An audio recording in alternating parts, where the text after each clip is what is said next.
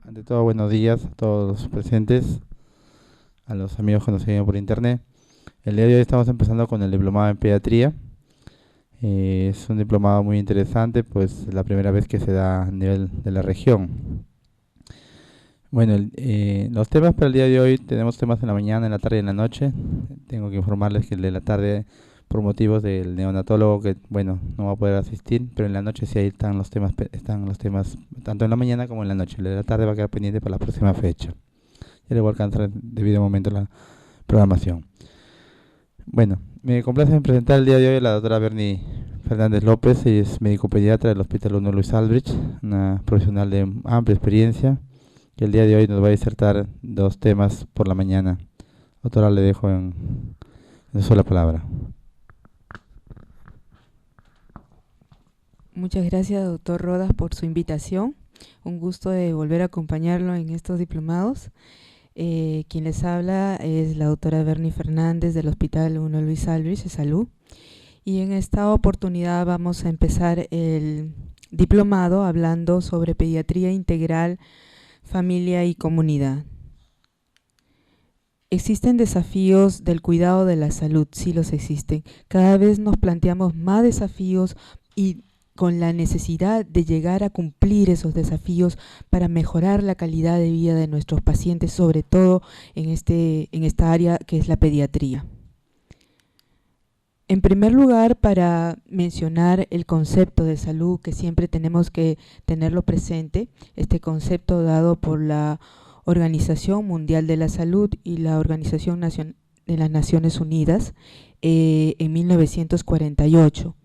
Es el estado de completo bienestar físico, mental y social. Es importante recordar estos tres aspectos y no solamente ausencia de enfermedad. También tenemos que tener en cuenta el concepto de calidad de vida. Calidad de vida es un conjunto de posibilidades y realidades en un mundo cambiante. Este mundo que está sometido al agotamiento de los recursos naturales y a las luchas de los grupos de poder que pugnan por tener el control de las fuentes de vida. En resumen, calidad de vida es dignidad de vida, ¿no es cierto? Otro concepto importante es salud para todos.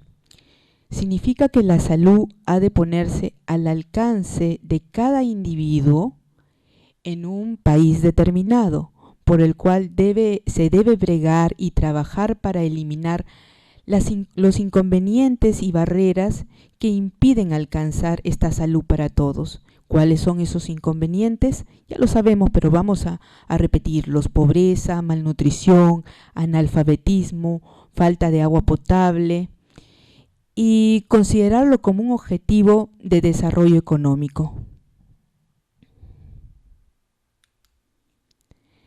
Vamos a hablar un poquito de las patologías sociales que existen y que muchas veces no lo consideramos como tal. En pediatría hay patologías sociales muy importantes, como son la desnutrición, las drogas, la violencia, y la misma familia puede ser una patología social si no lo logramos identificar. En el caso de la desnutrición, es la falta de alimentos en cantidad y calidad. Es necesario para esto entonces reducir las desigualdades e implementar estrategias de equidad. En cuanto a lo que es las drogas, es un flagelo que cada vez está destruyendo más familias, comunidades y las generaciones futuras. En este caso debemos trabajar en lo que es la educación, los valores y disminuir el tráfico de drogas y su consumo. La violencia. Creo que todos vivimos en un ambiente de violencia, en todos sitios encontramos violencia, en todos los estratos económicos vemos violencia, ¿no? Y se manifiesta como robos, asaltos, secuestros, asesinatos que destruyen vidas. La prevención estaría basada en el cuidado de la familia, el cuidado y el fortalecimiento de la familia y el apoyo de la escuela. La escuela también puede apoyar mucho en este aspecto, orientando a los alumnos, educándolos, es decir, reforzando lo que se les da en el hogar y a veces, que muchas veces ni en el hogar lo reciben. Y la familia. Según la OMS en 1978, la salud comienza en el hogar y se cuida en la escuela y en la fábrica, es decir, donde trabajamos. Las familias, cuando conforman y hacen crecer a sus miembros física, psíquica y socialmente favorables, en condiciones favorables, la salud de estos componentes de la familia va a ser adecuada, es decir, es una familia funcional. Se vuelve patológica cuando la familia no cumple esas funciones con sus miembros. Se están dando cambios y horizontes para la pediatría en el siglo XXI y en América Latina.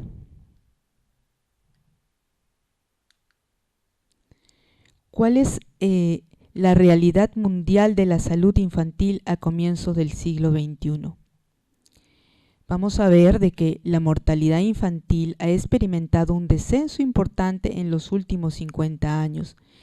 Qué interesante, qué importante y qué bueno, ¿no? Que la mortalidad infantil haya descendido, haya disminuido. Pero ¿debido a qué ha disminuido esta mortalidad infantil? Es que se han creado estrategias. ¿Y qué tipo de estrategias se han creado?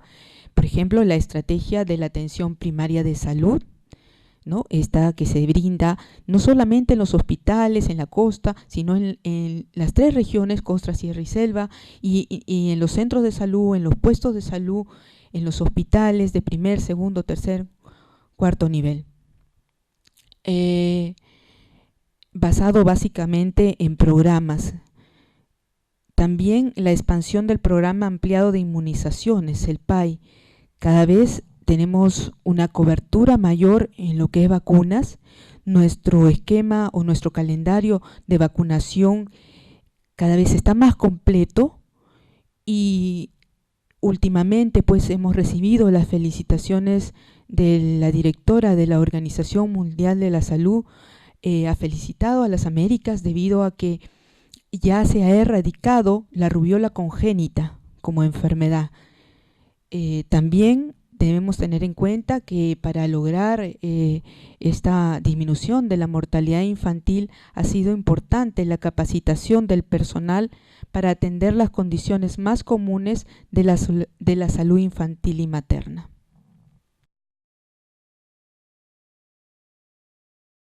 Bueno, algunos datos importantes que debemos tener en cuenta, saberlos para ver cuál es la realidad. Para el año 2004 se esperaban 10 millones de muertes en niños menores de 1 año en el mundo. Y hubieron países sumamente afectados. Esos países fueron India, Nigeria, China, Pakistán y países de América Latina. En el caso de la India, hubieron 2,4 millones de muertes de niños menores de 1 año. En Nigeria, 834.000 número de muertes. En la China, 784.000 número de muertes. En Pakistán, 565.000 número de muertes. Y en América Latina, la cantidad que aportó fueron 10 millones de muertes, de los cuales los países más involucrados en el aporte de este número de muertes fueron Brasil y México. ¿Cuál es la situación en América Latina? La disminución de la mortalidad en América Latina ha sido acelerada. Sí, ha disminuido. Todavía son valores muy altos el número de mortalidad, pero ha disminuido con respecto a otros años. Y ha sido visible en las últimas décadas, aun cuando los descensos son desiguales en la región. Es decir, no en todos los países este descenso ha sido igual, equitativo. Según la OPS, en los últimos 20 años, la caída de la mortalidad infantil en la región ha sido de 1/3, desde 36.000 nacidos vivos en el quinquenio de 1980 a 1986 a 24.000 en el quinquenio de 1995 a 2000, es decir, de 36.000 a 24.800 en descenso.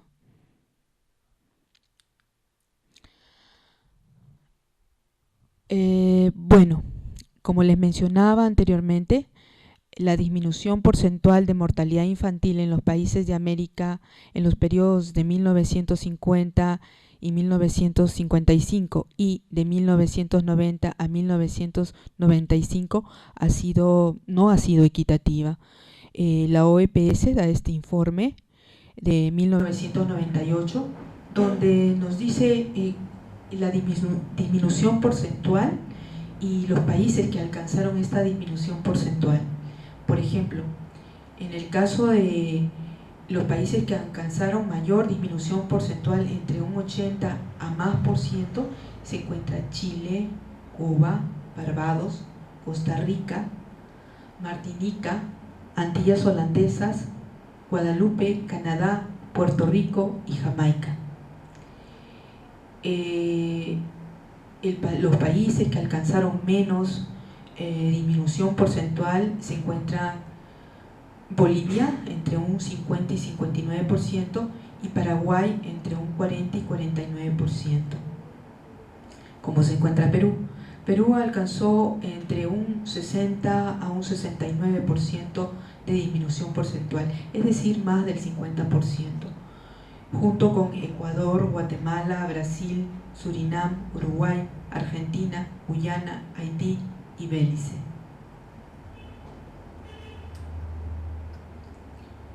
Las disminuciones más importantes han ocurrido en las enfermedades inmunoprevenibles, como por ejemplo poliomielitis, sarampión, la diarrea aguda y el factor de desnutrición. En el caso de las diarreas infantiles, algunos países informaron importantes avances después de las intensas campañas educativas y preventivas diseñadas a raíz del brote del cólera entre 1991 y 1993. Y nosotros estamos inmiscuidos en esa área. En ese tiempo también pasamos el efecto de la enfermedad del cólera y nos capacitamos para poder tratar a tiempo y evitar las muertes que se dieron, no por la enfermedad en sí, sino por los cuadros de deshidratación severa a los cuales llegaban. Sin embargo, se menciona que, de acuerdo con las mismas cifras, la diarrea aguda sigue siendo la causa de un 5.1% de las muertes infantiles en la región.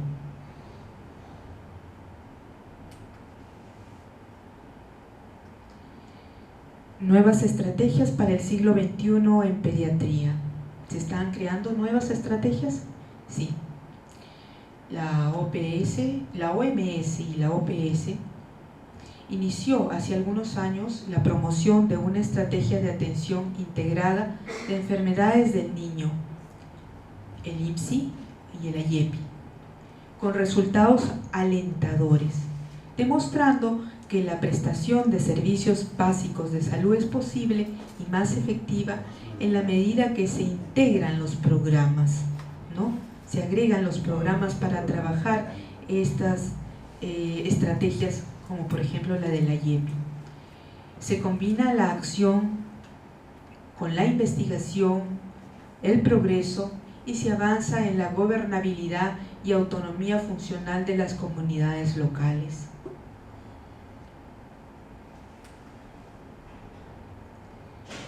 Existe el proyecto de la salud del recién nacido, niño y joven.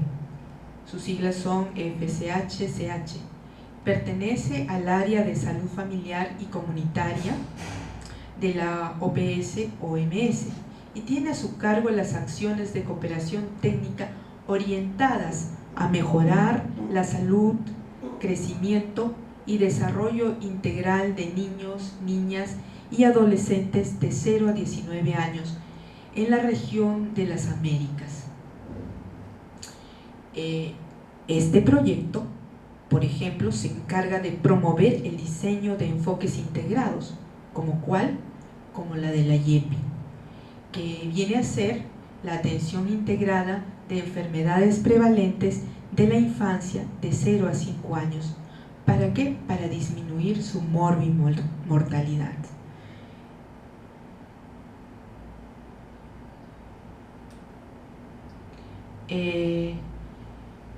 Finalmente, diversos y repetidos estudios han demostrado que es posible obtener una disminución de la mortalidad infantil mediante programas orientados a proteger la salud de los niños, a incrementar la capacidad de las madres para entregarles cuidados y a mejorar su entorno. Más aún, a raíz de la iniciativa de macroeconomía y salud de la OMS, nuevamente se ha comprobado que lo que más ayuda a la supervivencia infantil es la disponibilidad de avances tecnológicos de bajo costo. No necesitamos infraestructura muy cara ni materiales para atención muy caros. Asimismo, la educación de las madres para poder lograr nuestras metas, dejando en segundo lugar los niveles de ingreso o desarrollo económico y la disponibilidad de médicos. Es decir, si nosotros nos trasladamos a lo que les mencionaba anteriormente, esos programas, por ejemplo el IEPI, que son programas que se han realizado para que no solamente lo pueda entender y ejecutar el médico, sino también el personal de enfermería, el personal técnico, para poder resolver problemas comunes y que estos problemas no avancen y no lleguen a ser cuadros más severos que necesiten ya de repente de un personal más capacitado.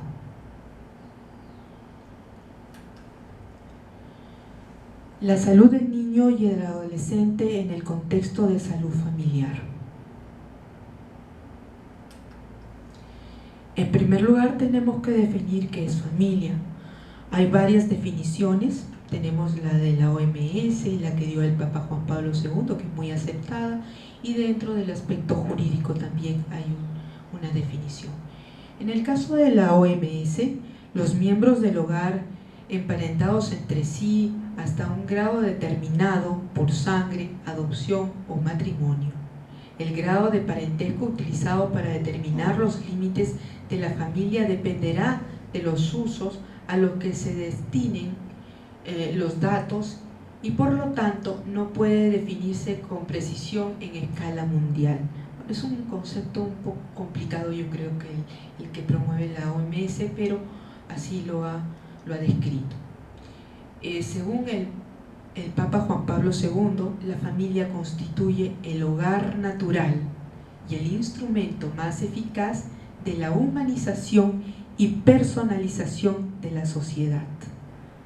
Mientras que desde el punto de vista jurídico dice que los vínculos entre los integrantes de la familia surgen del matrimonio y parentesco y pueden ser por consanguinidad, filiación, ya sea biológica o adoptiva, o alianza a través del matrimonio o unión de hecho estable. Bueno, en todo caso, desde el punto de vista de crecimiento y desarrollo de los niños y adolescentes, la familia es la base biopsicosocial que permite la supervivencia del individuo y de la especie, al aumentar las capacidades innatas de cada persona que trae al nacer. Los padres son una constante a lo largo de la vida de cualquier niño. Por lo tanto, la familia es el factor que más influye en su futuro, cosa muy cierta. Los apegos que los niños desarrollan con sus padres y hermanos suelen durar toda la vida y sirven como modelos de relación durante su crecimiento. Un resumen bastante claro de lo que es la familia. ¿Qué funciones tiene la familia? La familia tiene la función de satisfacción de las necesidades biológicas, satisfacción de las necesidades psicológicas, socialización con otros grupos, satisfacción de necesidades económicas, ¿no? Para poder, digamos, mandar a educar a nuestros hijos, que tengan salud, para su vestimenta, para su alimentación. Intermediación con otras estructuras sociales, ¿no? Dentro de lo que es socialización también. Transmisión de patrones culturales, valores y normas, ahí es donde inicia la educación, el incentivar los valores y las normas. Y por no olvidar la reproducción. Hay diferentes tipos de familia, clasificados de diferentes formas, vamos a mencionar algunas de ellas. Bueno, familias que según su estructura pueden ser familia nuclear o familia extensa. La familia nuclear, que es la que normalmente estamos acostumbrados a ver, donde viven juntos los padres e hijos. Familias extensas, donde viven juntos los padres, los hijos, con otros parientes consanguíneos, como por ejemplo los abuelos, los tíos. Según su integración, integradas, semi-integradas, desintegradas. Una familia integrada, donde los cónyuges viven juntos y cumplen todas sus funciones, que ya hemos mencionado cuáles son las funciones de la familia. Una familia semi-integrada, donde los cónyuges viven juntos pero no cumplen sus funciones. Una familia desintegrada es aquella donde falta alguno de los cónyuges, o sea, los niños viven o bien con el padre o bien con la madre.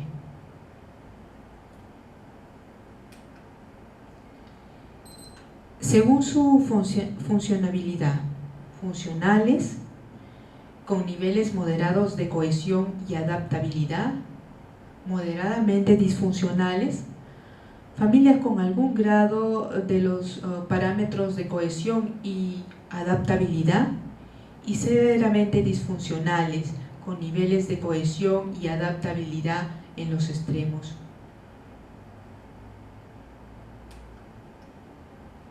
Según sus interacciones, familias permisivas, familias indiferentes, familias sobreprotectoras, familias autoritarias. Esto lo vemos con bastante frecuencia en pediatría. Vemos cómo hay familias, por ejemplo, muy sobreprotectoras, donde los padres, al mínimo que haga el niño o el hijo, están a la expectativa, tratando de evitar de que no le vaya a ocurrir algo, de que no vaya a hacer algo mal. Siempre están detrás de los niños y realmente no es tan favorable vivir en una familia sobreprotectora, porque va a hacer dependientes a esos niños, va a hacer que los niños siempre tengan que tener a alguien, a un adulto, si no son los padres, a alguien muy cercano, para poder desenvolverse, para poder ser personas independientes. Familias permisivas, bueno, este tipo de familias, por ejemplo, son aquellas que permiten que los hijos ya tomen decisiones desde muy pequeños, pero decisiones que no están todavía a su nivel, a su edad. Y bueno, vamos a ver aquellas familias que los jóvenes, cuando pasan las consultas con los padres, bueno, incluso no guardan respeto hacia ellos, les responden o los agreden verbalmente. Familias indiferentes, aquellas en que los padres no les interesa cómo andan los chicos. Y las familias autoritarias, bueno, también ese tipo de familias todavía existen, creo que son las familias que existían antes, que corresponden a nuestros padres, ¿no? Donde uno no decía nada, si el papá decía es blanco, blanco y punto, y nadie decía nada. Bueno, esto ya está cambiando, ya vemos menos familias autoritarias. Según su desarrollo, bueno, de las tradicionales y las modernas o contemporáneas. Nos vamos adaptando de acuerdo a cómo va evolucionando el mundo, ¿no? Ahora, una vez que ya tenemos los conceptos de familia y las clases de familia que existen, vamos a hablar de familia y su relación con la salud. La familia y la salud son interdependientes, o sea, dependen una de la otra. La alteración de una que la alteración de una repercute en la otra. La enfermedad de uno de sus integrantes altera la conducta y la dinámica de la familia, y las disfunciones familiares pueden enfermar a uno o más de sus miembros. Una familia con relaciones sanas, buenos mecanismos de ajuste, recursos propios adecuados y redes sociales eficientes contribuyen a la salud de sus miembros. Esto también se ve con frecuencia. Muchas veces estamos en la emergencia y recibimos jovencitos con intento de suicidio y preguntamos, indagamos a las personas que acompañan en ese momento, que a veces no son los mismos padres, sino de repente algún amigo muy cercano que estuvo y al cual comentó este intento de suicidio. Y bueno, luego preguntamos que por qué no está la familia o por qué el intento de suicidio, y justamente es el entorno familiar que en el cual se encuentra que condiciona que el niño o el joven tome esta decisión de intento de suicidio, porque vive en un ambiente familiar inadecuado, en familias disfuncionales, como acabamos de mencionar hace poco, ¿no? O a la inversa, cuando uno de los familiares está enfermo, de repente algún padre con algún diagnóstico de alguna enfermedad terminal, entonces toda la familia se altera y repercute porque es un familiar cercano que está pasando por situaciones difíciles.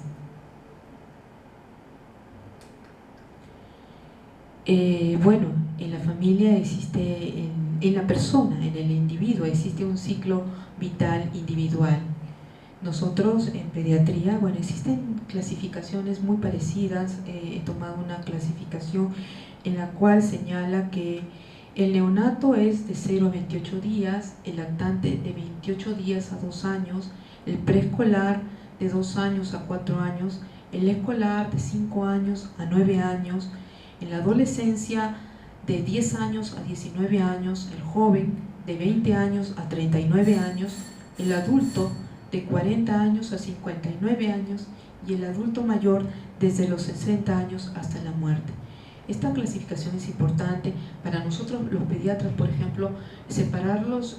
Nosotros vemos hasta los 17 años, 11 meses, entonces hasta el periodo de la adolescencia.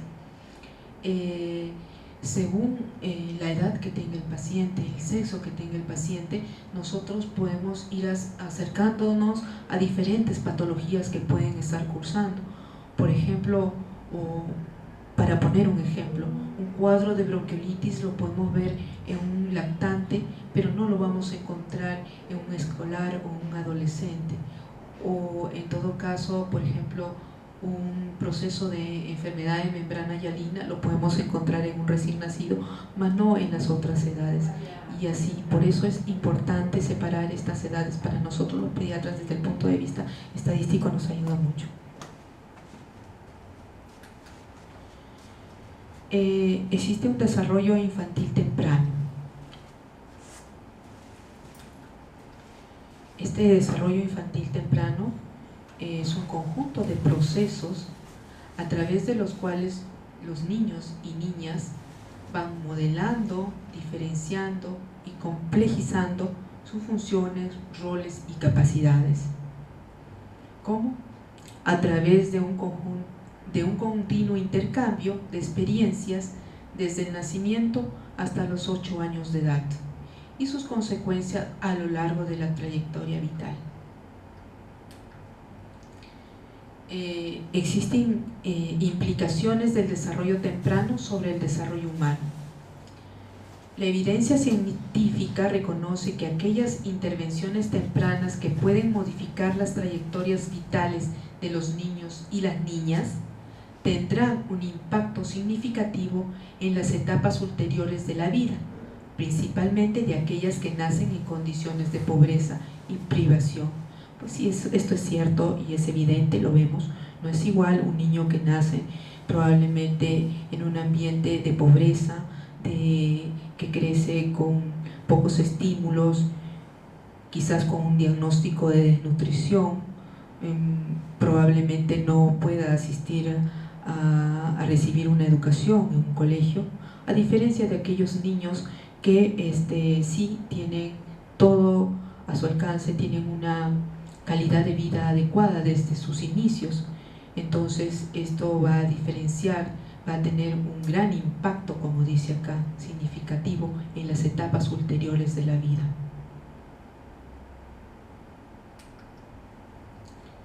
¿Cuál es la situación del desarrollo infantil en Latinoamérica? El desarrollo humano comienza en el periodo previo a la concepción y se refleja en el grado de deseo de ser padres, su preparación para este evento vital y el apoyo social que se promueve al respecto. En el caso de América Latina, la pobreza y las desigualdades comienzan en este periodo y se expresan desde la gestación hasta la muerte. Entonces, los niños que nacen de familias pobres, que tienen bajos niveles educacionales, mala calidad de los trabajos y por tanto bajos ingresos, mala vivienda y problemas de saneamiento básico, constituye un grupo de alto riesgo para su desarrollo.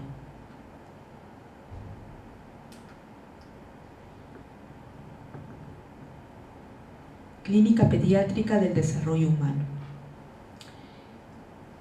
Con los cambios epidemiológicos y demográficos que se han observado en toda América Latina, el pediatra del siglo XXI ya no solo debe velar por la supervivencia de los niños, sino por la calidad de vida, concepto que hemos venido mencionando desde un inicio. De esta forma, el pediatra tiene un papel fundamental en la promoción y el desarrollo infantil, ya que es un mediador de este desarrollo.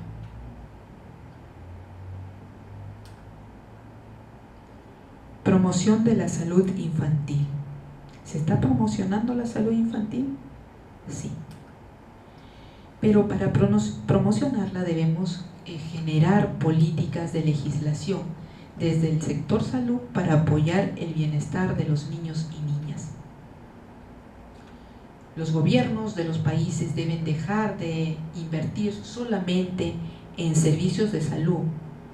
Si lo que se desea es mejorar en forma efectiva los niveles de salud de toda la población y comprender que otras acciones fuera del sector salud tendrían un efecto beneficioso para promover la salud y la calidad de vida.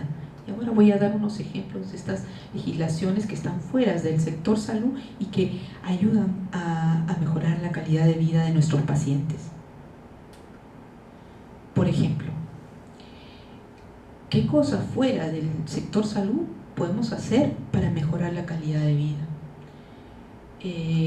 Las leyes como el uso obligatorio de asientos para niños y niñas en automóviles, el uso obligatorio del cinturón de seguridad en vehículos, edad mínima permitida para el consumo de alcohol, reducción del nivel mínimo legal permitido de alcohol en sangre para los conductores, requerimientos de formalización de la capacidad para conducir a fin de otorgar licencia al conductor, uso obligatorio de cascos para prevenir daños faciales y craneanos en ciclistas y motociclistas, fluorización del agua para prevención de la carie dental, diseño urbano y políticas de uso de suelo para favorecer la actividad física, incremento del precio unitario del tabaco para reducir su índice de consumo, prohibición de fumar en espacios públicos, leyes dirigidas a reducir el acceso de tabaco en puestos de venta, requerimientos de vacunación completa para el ingreso en establecimientos educacionales, jardines infantiles, transferencia de adolescentes y jóvenes a correcciones de adultos, inspecciones rutinarias en los restaurantes. Bueno, dentro de todo ello se ha visto que la mayoría han sido efectivos. Solamente en el caso de leyes dirigidas a reducir el acceso de tabaco en puestos de salud no ha sido efectivo, el consumo sigue igual Y en el caso de que ha sido dañino antes que ayudarnos a mejorar, ha sido la transferencia de adolescentes y jóvenes a correccionales de adultos. Bueno, entonces estas son, digamos, estrategias a través de políticas de salud, de leyes que se pueden dar para mejorar la calidad de vida de nuestros pacientes, sobre todo en edad pediátrica. Valores, protección y derechos en la infancia y la adolescencia.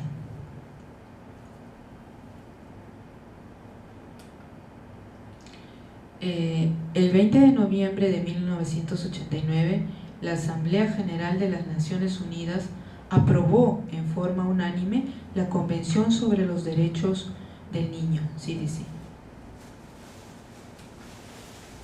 Vamos a mencionar algunos de ellos, son varios, pero vamos a mencionar algunos de ellos para conocerlos.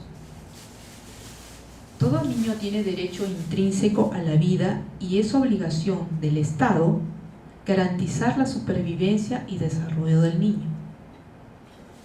Los niños tienen derecho a disfrutar del más alto nivel posible de salud y tener acceso a servicios médicos y de rehabilitación, con especial énfasis en aquellos relacionados con la atención primaria de salud, los cuidados preventivos y la disminución de la mortalidad infantil.